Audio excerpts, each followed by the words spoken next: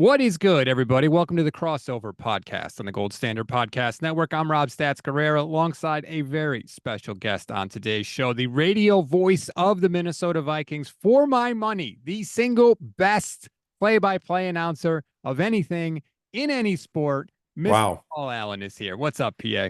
Damn, man, that's awfully nice of you. Thank you. As we go in the NFL, Wayne Larrivee, along with Greg Papa, who does the Niners. I'm a limb on the Papa tree, believe it or not, because as a racetrack announcer in Northern California in the mid '90s, before I got to Minnesota, I would go to Golden State Warrior games and by myself. And I listening to Greg call Warrior games on KMBR. 680 KMBR. I went up and introduced myself to him, and he was super nice and everything. And I listened to him, and I listened to Chick Hearn, and I'm just kind of a limb on the Greg Papa tree. So there are a lot of very gifted ones. Thanks for what you said. That was very nice. I wouldn't say it if it wasn't true. Okay, let's get right into it because I'm trying to help people learn about the Vikings. 49ers fans may not know a ton about them. Obviously, J.J. McCarthy, simply terrible, thrusting Sam Darnold into the spotlight after the injury. Darnold played week 1 against the Giants. The Vikings cruised to victory in that game. What did you see from Sam Darnold that you liked? Well, Statsy, first and foremost, I'm not speaking for the team here. I'm not a team employee or anything, but, I've called the games for him for quite some time. I think it was a long shot. McCarthy would have started week 1 in the first place, sans the injury. It was Darnold's money every step of the way. He picked up on it quickly at organized team activities. Then in training camp and mini camp, he just did it the way O'Connell wants it done. And, that's kind of from the Kyle Shanahan, Sean McVay school of having a quarterback. It's like Brock Purdy, 7th round pick, man. Here are your skills. Here's how we do it. There's McCaffrey. Here's Debo. Here's Kittle. There's Ayuk. Go do it this way. So, to say somebody is a game manager, people look at that as an affront. It's not. Joe Montana was a game manager. Tom Brady managed Josh McDaniels' offense to a certain extent. So that's what Purdy is, and that's what Darnold is. But Sam has been fantastic. And there are those with the 49ers, very close to the team who I've known for years. They were not happy that they lost Sam Darnold. And I'm not exactly sure what the reasons were behind the scenes, but what we're seeing from Sam is what you're supposed to see from a former first round pick who is playing with an offensive minded coach who calls plays, is aggressive. You have Jefferson, Addison when he's healthy, Hawkinson when he's healthy, Aaron Jones, very good tackles, and he follows the plan. So Sam Darnold is gifted. And just because it didn't come out with the Jets in Carolina doesn't mean it can't come out. It doesn't need to be 445, 4-0 every single game. What they're getting from Sam Darnold, I believe, absolutely would have earned him the quarterback spot with McCarthy healthy or not. But they happen to like it a lot. Has he said anything either to you or anybody there about maybe what he learned in San Francisco or anything that he took away that he's using now? Because I think he mentioned something in that area to the broadcast crew of last week's game. Good point. I haven't heard anything. I know his level of respect, like everybody I come across, for Kyle Shanahan, including me. I mean, on my 9 to noon radio show on K-Fan, thanks for helping out today. My nickname for him for years has been Next Level Shanny. And I call him Next Level Shanny. I'll just never forget it. It was X amount of years ago. It was right after, right when he got there. Okay. And he's the head coach. And one of our scouts, I was doing a Thursday night TV show, and I was like an hour before the show. So I'm walking around by the coaches' offices and stuff. And one of the scouts, who's no longer with the team, was watching 49ers film. And, he just was like this, going, the way this was set up and the way use check was used here. And then you show this, and then you do this in the third quarter. It's his innovation and his approach to it on the fly is up there with as good as anybody's ever seen in the history of the National Football League. Everybody steals from each other. A lot of people steal from him. But the 49ers did steal a Vikings play in the Super Bowl, by the way. If you remember the Monday night game last year, I think we had Jefferson throw a pass over to Jordan Addison, and it didn't necessarily work that great. But that pass Juwan Jennings threw in the Super Bowl was the exact play the Vikings ran against the 49ers in that Monday night victory. So that happens all the time. But I know Sam has a high level of respect for the way things operated, how organized they were with the 49ers. And I mean, who can't have respect for this team, man? This team's good every single year.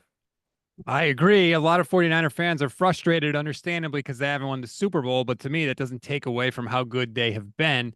I was Yeah. watching some of that Monday night game today. How much of what happened in that game do you think is going to stick in week 2? Do you think Brian Flores is going to have Mm. success against the offense that he did? Because they kind of kicked the 49ers' tails in that game. Well, that's an excellent question because Flores' second year here, it's clear those who played in it last year, it's quick twitch now with the tricks, where that wasn't the case early in the year last year. I mean, first game last year, Statsy, we couldn't find Mike Evans. I mean, he went for like 150.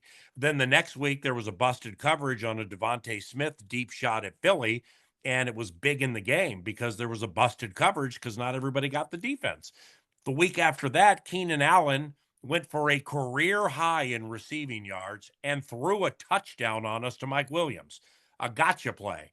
So after that, they all clearly got Flores bit and the tricks and the nuance. And the defense for about 2 months was one of the top 5, top 10 toughest defenses to beat in the NFL. Then you had some guys play too much and they got tired and it kind of came back at the end. So the defense is better this year. Andrew Van Ginkel, who's new to the team, is incredibly smart. Stephon Gilmore and Shaq Griffin, you know, they're in the second half of their careers, and Niners fans have seen Griffin many years. They may not be as fast as they used to be, but they're both very smart and they know how to play the game in a short fashion. So, in other words, if anybody's going to sit back there 4 and 5 seconds, Deion Sanders, Lester Hayes, and Darrell Green are going to get beat. So Flores is cognizant of that. But from the big key to that Monday night football game that you said you're watching from last year, and this is really hard to do. You have to pull Shanahan out of his running game. If you can get him off his running game, I'm not going to say they're in trouble, but it's a completely different 49ers team than what fans, the Gold Standard podcast, and that group, and everybody comes to expect. So they were able to get Kyle out of his running game a little earlier than maybe he should have pulled out of the running game. That's the big key. And I remember, and many 49er fans remember, the play before halftime, 16 seconds left. Kirk throws the bomb over the middle that hits Charvarius Ward in the chest and is somehow not only not intercepted, but caught for a touchdown. That to me was the beginning of the end of the Steve Wilkes era in San Francisco. Kyle Wow. Shanahan essentially made him publicly apologize for calling the zero blitz. Wow. It was unbelievable. And I really think that was when the cracks in the Shanahan Wilkes relationship started to show. Now, Nick Sorensen is here with Brandon Staley in some sort of weird support role, which I don't quite understand. My predict or hope, I guess I would say, is that Nick Bosa and Leonard Floyd can put pressure on Sam Darnold because that's when I think he gets very reckless with the football. When we spoke on KFAN, No doubt. that may not be something that the 49ers have success with. Well, it's not just Darnold, Statsy. It's all quarterbacks. Yes. When they get flustered, specifically from the middle, they all have problems with turnovers. So that's why, you know, these three techniques are getting paid so much money to try to find the next Aaron Donald. And by the way, this Malik Collins that I watched the other night, holy cow, wow. I mean, like, I'm not an elite Houston Texans mind, so I'm not watching Malik Collins playing for the Texans. But then, you know, I'm watching, I think he's number 90. And I'm watching him the other night just wreck things in the middle when they were trying to do stuff with Brees Hall. But with Bosa and Floyd, they're both very good. I would not take either one of them over Dexter Lawrence. Okay, I would prefer Dexter over both of them, believe it or not. But I would take Bosa for sure over Brian Burns, and I would take Bosa and Floyd over Kayvon Thibodeau. Now, with that said, the Vikings just played a game against Brian Burns and Kayvon Thibodeau, a couple of edges like you're talking about, where they finished with a combined 1 tackle and Thibodeau had 0. Okay. That's a first rounder from LSU a few years ago. He had 0. So the plan clearly was good. Now, Dexter tried to wreck the whole thing early. He sacked Darnold, tipped a pass. It was an interception. Dexter Lawrence, he's just unbelievable. But, now from the middle, whether it's Hargrave, Hargrave was brought over from Philadelphia and I don't, I'm preaching to the choir here, but to upgrade things at a certain spot and pull him from an NFC team that could be the team to beat in the conference. And then Hargrave, I guess, probably started to come through to help them get to the Super Bowl, but they still, when we were there in 2019, man, in the playoffs when we got trucked by Raheem Mostert and Breida and that whole operation. When they had, what was that former chief? D Ford? Yeah, it was D Ford, right? Yes. Okay. When they had Bosa too. So I think Bosa might have been a rookie. He was very young. So you got Yes. Bosa, D Ford, Armstead, Solomon Thomas, and I think DeForest Buckner. Yes. Okay. Amen to that. Okay. But you can't keep them all, okay, especially when you're paying Kittle and Debo and bringing in McCaffrey and all that.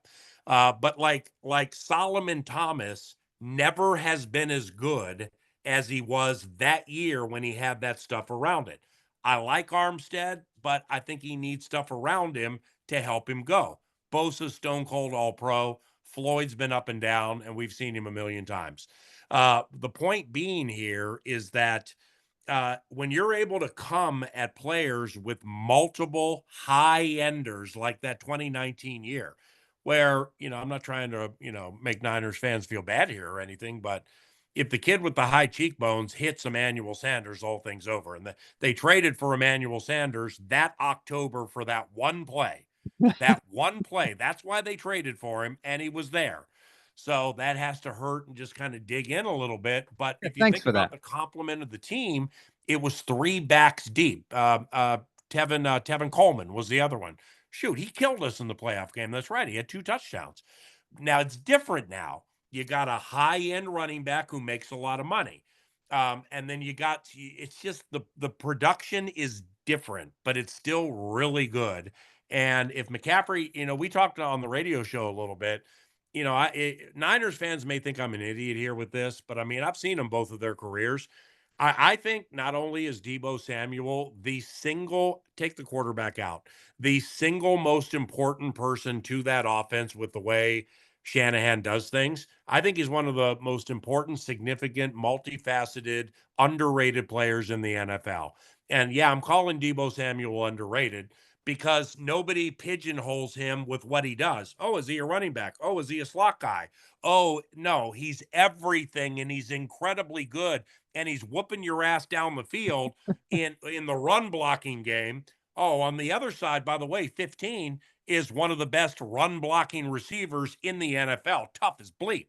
Well, Ayuk, when he's engaged, he mixes it up nicely in the run. So you see what I'm getting at here? It's different, but you still, with O'Neal and Darisaw, if you just put Burns and Thibodeau on a 1 tackle game, on to the next one. So the expectation here, Statsy, is that it should not just fall off and all of a sudden go from, wow, that was unbelievable, to, wow, that was terrible.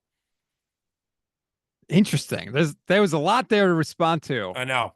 Sorry about that. I'm surprised. I'm surprised that you're Dexter Lawrence love, but let's put that Why? to this. It's one of the Well, best players in the NFL. yes, he is, but I would much rather have Nick Bosa. I mean, Nick Bosa's Now, defensive player of the year.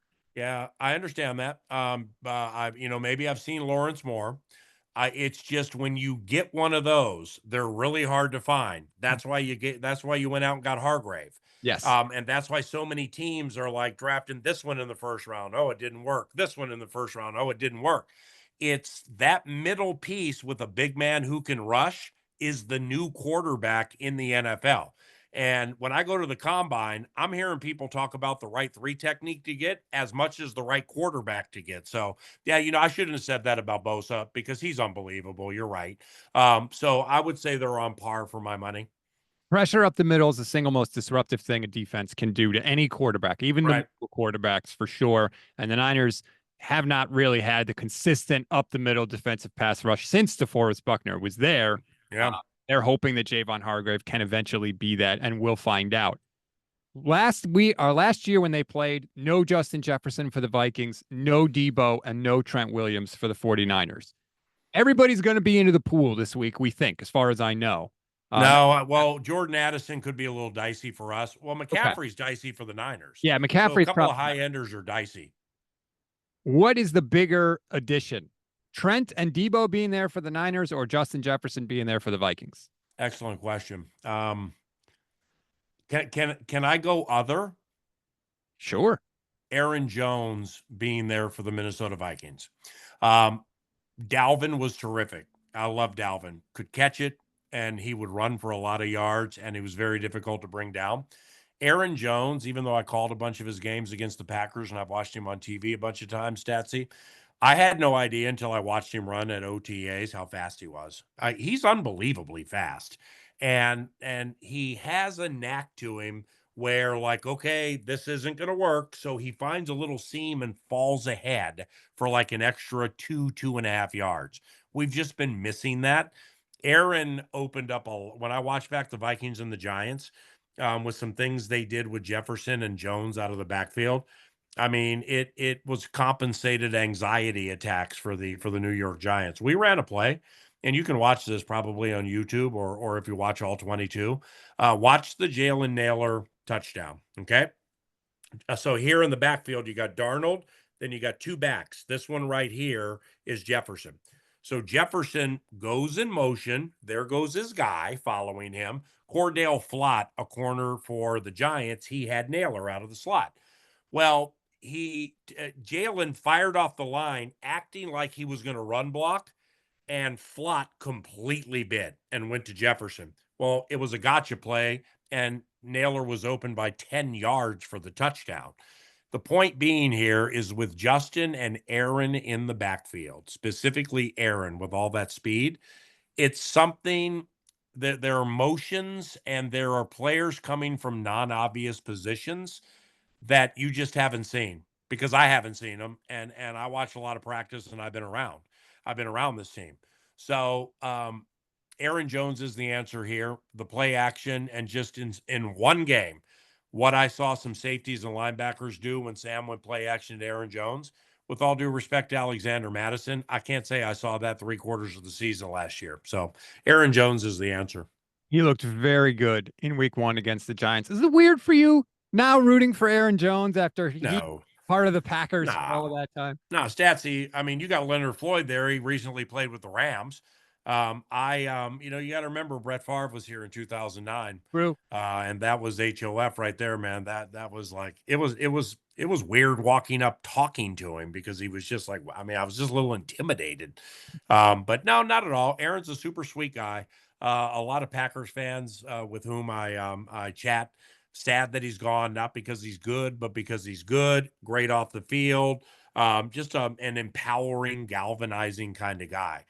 Now, defensively, if you were to put that in the question too, it's different here too with that. I mean, the linebacker depth the Vikings have now, it's as good as maybe I've ever seen in my 20 some odd years calling games. And here's why: because there are more of them. Okay. So when we're running a 4-3 and you got Ben Lieber, Chad Greenway, EJ Henderson, sweet.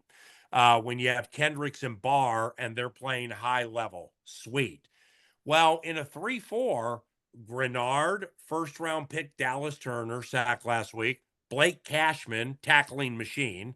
Ivan Pace Jr., one of the great college free agent finds in quite some time. He's zero. He can really play. Andrew Van Ginkel already has a pick 6. Patrick Jones, who backs them all up, he just had 2 sacks. And they got an undrafted guy named Gabriel Murphy who's hurt, and he's good. So this linebacker situation here, if you make a mistake with these linebackers, Flores will make you pay.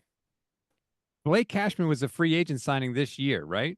Yeah. Yeah. From the Jets. I was hoping the Niners would scoop him up. He was one of the guys. You know what? With him and Fred Warner, see, Fred's pass coverage, I don't think he gets enough credit for his pass coverage. I mean, I'm not, his backpedaling everything. I'm not I'm not, saying he's Bobby Wagner. But Cashman is kind of like that too. I have immense respect for 54. Fred Warner, out of BYU, what, 5, 6, 7 years now. I mean, when he went in the third round, I had no idea who he was. And then I watched him, I'm like, wow, what a great pick that was. But Cashman's like him a little bit. I don't know if he moves as well as Fred, but a lot of underrated things with Blake. Watch out for Fred Warner and that punch. He had a beautiful punch out on Brees Hall last Yeah. week. He's really kind of started to go to that a lot in recent years. He likes to try and make a big play. Statsy. And you know what? Is his last name Pooney or Puny? Pooney. He's Pooney, yeah. Yeah, I ain't calling him Puny. What? He's from Penn State, right? No, he's from Kansas, I believe. Yeah, okay. Yeah, I'm 10% into the game calling depth chart.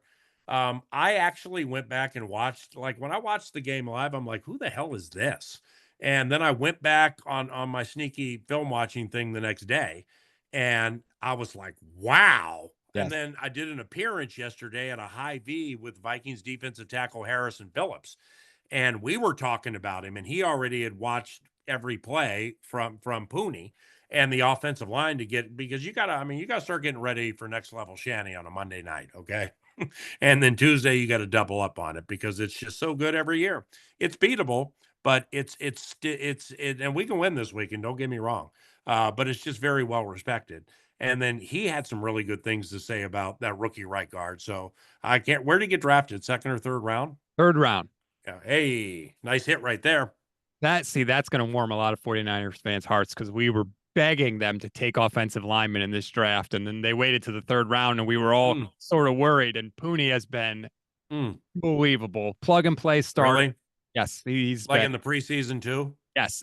Training, everything. So, wow. Yep. And he's big and he seems nimble. Yeah. And supposedly run blocking was sort of the area that he needed to work on a little bit. But so far, he's been hitting those move blocks. And Trent Williams is unbelievable. I mean, we do, believe it or not, we do have Trent Williams 1A in Christian Darrisaw. And, it was very smart of Darrisaw at those joint practices a couple of years ago, to like embrace that people are saying, hey, your feet remind people of Trent Williams. Hey, you're big and athletic like Trent. So, I mean, Christian could have gone one of two ways with it. Pride being the root of all evil. It could have been like, well, I ain't hearing that. Or it could be, hey, Trent, nice to meet you. Let's talk a little bit about it, which they did. Trent Williams on Monday Night Football against the Jets. I mean, are you kidding? I mean, he looks bigger. We can just leave it like that. And for him to come off that layoff and play the way he played, and then he's going to the locker room to get an IV. Okay, cool. Keep him in there for 10 minutes, because he probably needs a lot to get himself right. He's so unbelievable. I mean, I know I'm turning this into 49ers fan line on the gold standard right now.